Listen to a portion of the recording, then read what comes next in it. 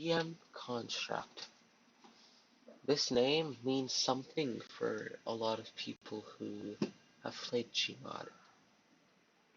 Whether it's a nostalgic name that reminds you of the old days of Gmod when you used to play, maybe grown out of Gmod. Maybe it's a name that you know from currently playing Gmod. Maybe it's the map you built your first car on. Maybe it's the map where you met a friend. Either way, this map has meant something to everyone in the Garry's Mod community, big or small. And I actually would like to do a little bit of a review on this map. I'd like to talk a quick, brief history lesson for you guys. And I'd actually like to thank fellow YouTuber Surky. Excellent video on the history of this map. Channel is linked in the description. Now, without getting too much into the nitty-gritty details of the history, essentially the first version of Construct it's just a white room with a spawn board and some props around it. By spawn board, I mean like a board, like a physical board with buttons on it. You press these buttons, and it'll spawn ragdolls and props depending on what button you press. You're probably wondering why. Well, it's because the first version of Garry's Mod didn't really have a spawn menu. So this is how Gary decided to get around the issue. I would actually like to move on to the review now. I know it was a very brief description, history lesson even. And so I might put a little bit of a screenshot on the screen right now. Just give you a visual of what this map looked like. Anyways, on to the review. Upon spawning in, we are greeted with a vast, open plain with much to do. But before we venture out, we should see what's behind us. Turning around, we find a garage-looking type building connected to the nearby apartment. Walking into the garage, not much really. Going to that hallway, once again, not really much. But these two buildings, you can definitely do something with. You can decorate them, even make something nice out of them. One more thing, and all complete. My good sir, I understand you'll keep the place safe. Look at it, my restaurant and bar. Ah, my good sir, I will grab you a drink right away. Alright, my good sir. Got you a nice cup of beer. All for you. Moving away from these buildings, scanning our horizons, I guess. We can see an apartment building atop a hill overlooking a bunker.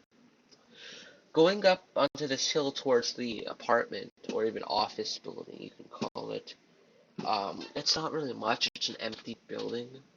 It has multiple floors, but there's no way to really get up to these floors that I know of. So there's really not much to do. Moving on, though, there is actually a nice flat open area right next to the building, but you can make a pretty nice build here, whether it's a car or a house.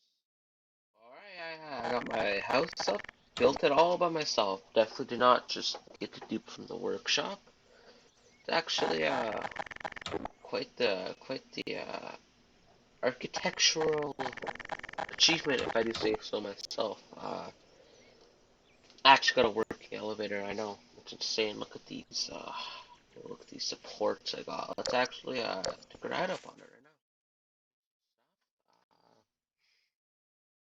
I'm actually gonna start supper. So I'm power the stove here.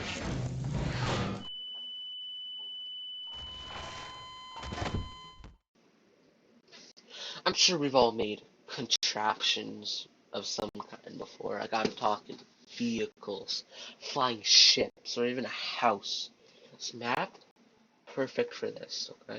Skull tight, this tall skybox, sorry about that, will allow for you to make magnificent flying machines to reach new heights. Hell, even the hilly terrain will put any vehicle you make to the test. And it even has a nice open lake for you to test like a boat you make on.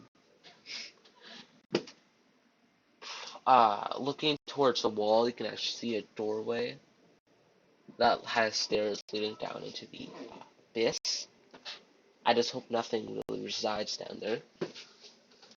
Heading back towards the bunker down the hill, we're greeted with a nice tall open area, similar to like what a warehouse would look like. It has a nice open ceiling with some holes in it, nice lighting. You can see a door ahead of it, there's a door to the left. Going through the left door, we are greeted with a hallway. Doesn't really matter which way we go, because it leads to the same area, so let's head to the left. Through the hallway, we're greeted with two doors going to the right, and oh god, the blinding light of the white room. Yes, this is the white room. Not much really goes on in it. I'm not really sure the purpose of it, but actually, I don't know if you know this, but you can actually color the rooms with the color tool on the tool gun. And doesn't really serve much of a purpose. You can make a nice uh, piece of art, sure. How you can actually record green screen stuff in this room because of that.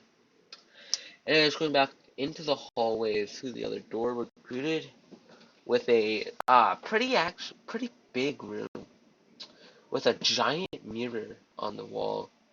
Uh, Once again, I'm not really sure the purpose of this room. The mirror is nice, though. You know, you can look at yourself, admire yourself. Uh, One purpose I could maybe think of, and this is a stretch, but maybe if you're making a player model and you'd like to see it in game, and you don't want to screw around with like SV cheats in third person, you can just go to the mirror room and you got it. Though you could actually just use the camera tool for that. Damn.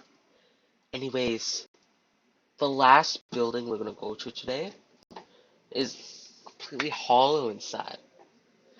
Yeah, you heard me. It's completely hollow. I don't know why. There's no floors. I mean, I get there is a floor. There's no levels to it. It's just one base floor going all the way up to the ceiling. It's just emptiness. It's actually kind of hard to explain. You're getting a visual on the screen right now, but yeah, I don't know the purpose of that. You could do whatever you can think of though, like hell, maybe you can make a nice park. So, in conclusion, the map may seem lacking or even empty in certain areas, like there's no props, but it's a sandbox map. It's common. I have to say though, this is the sandbox experience, and it's the playground for what you want to do. When you're going to a place like a playground as a child, you're not you don't need to be handed a whole bunch of tools to make a fun experience. You just use what is at the playground and you make amazing memories there. You can go down the slide lot, you can do some parkour.